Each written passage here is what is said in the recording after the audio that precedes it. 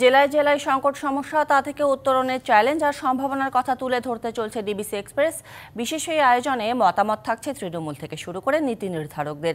DBC express আজ সারাদিন আছে যশোর জেলায়। সিএসআরএম ডিবিসি নিউজ এক্সপ্রেস আজ সারাদিন আছে যশোর জেলায় এবং এই জেলার ফুলের যে উৎপাদন সেটি কিন্তু সারা দেশকে সমৃদ্ধ করে। প্রায় 60% বাণিজ্যিক ফুল এই জেলা থেকে যায়, কিন্তু এই ফুলের ব্যবসায়ীরা যারা আছেন, উৎপাদক যারা আছেন, তারা কিন্তু নানা সংকটের মধ্য দিয়ে যাচ্ছেন বলে আমরা জানতে পেরেছি। আমি একজনের সাথে কথা বলতে চাই। আপনি তো একজন এই খাতের একজন সংগঠক এবং ব্যবসায়ী। এই ফুল ব্যবসায়ীদের কি চিত্র আপনি যদি একটু বলতেন। ধন্যবাদ।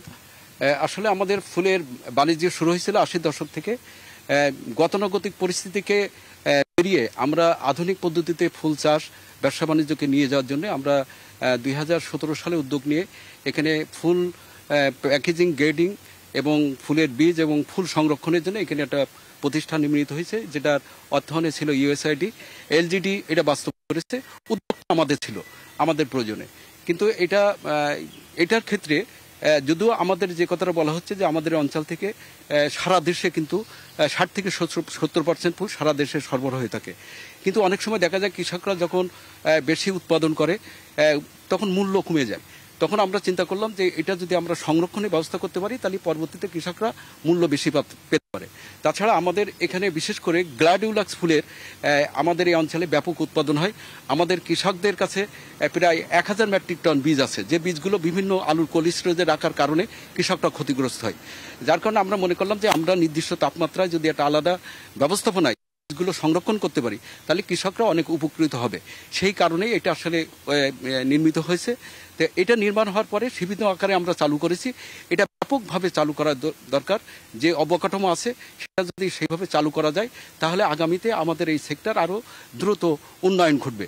পাশাপাশি আমরা মনে করি যে এটা আমাদের শুধু দেশের বাজারে না, ফুল সংগ্রহ উত্তর যে ব্যবস্থাপনা সেটা না থাকলে কিন্তু বিদেশে পাঠানো যায় না। এজন্য আমরা মানসম্মত ফুল আমরা দেশের বাজারে এবং এই ফুল বিদেশের বাজারে আমরা রপ্তানি করার উদ্দেশ্যে। আপনাকে অসংখ্য ধন্যবাদ। আমাদের সাথে আরো একজন চাষি আছেন যিনি ফুল চাষ করেন। আপনি একটু যদি বলতেন যে আসলে এই চাষের ক্ষেত্রে আপনার কোনো অসুবিধা হয় কিনা। চাষের ক্ষেত্রে তো আমাদের অসুবিধা আছেই, যেহেতু আগের বক্তা বললো যে আমাদের সংরক্ষণের একটা বিষয় আছে। আমরা যে বীজগুলো উৎপাদন করি সেই বীজগুলো অনুপাতে আমাদের এখানে ধারণ ক্ষমতা খুবই কম। এই জন্য এই ধারণ ক্ষমতা সম্পন্ন আরেকটা যদি হয় তাহলে আমরা উপকৃত হব। এবং আরও বিষয় আছে যে আমরা যে প্যাকেজিং গ্রেডিংগুলো করি, এই প্যাকেজিং গ্রেডিংগুলো করে আমরা বিদেশের বাজারে রপ্তানি করার অত্যন্ত সম্ভাবনা একটা বাণিজ্যিক ফসল বলে আমি মনে করি।